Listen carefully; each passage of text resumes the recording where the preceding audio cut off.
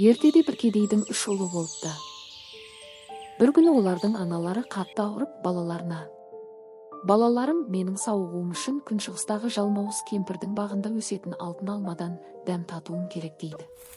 Үлкен ұл жолға шығып, біраз жүріп, қараңғы орманға кіреді. Орман іші тып-тыныш, бірақ қорқынышты. Кенет бір үңгірден сұмдық дауыс естіледі. «Кім ол?» дейді жалмауыз кемпір. «Мен анама алтын алма келуге келдім» дейді үлкен ұл. «Онда кір» дейді кемпір, «бірақ менің айтқанымды істемесең, өзіңді жеймін». Ұл қорқып қашып кетеді.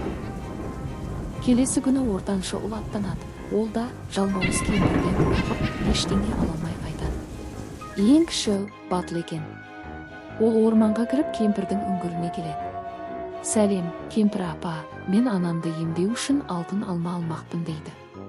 «Егер менің мұстан-мысығымды 3 рет сипап, оны ренжітпесең, саған рұқсат» дейді кемпір. Бала мысықты сипайды, оған жылы сөз айтады.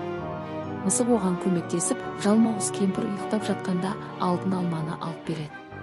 Бала жолда қашып келе жатып, артына қараса, кемпір артынан қуып келеді.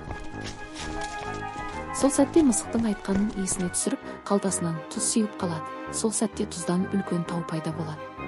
Кемпір таудан аса алмай тоқтап қалады. Бала аман есен үйіне келіп, анасын алтын алмамен қуантады. Анасы жазылып, отбасы бақытты өмір сүреді. Менің каналыма тіркеліп, лайк басып, пікір жазуды ұмытпа.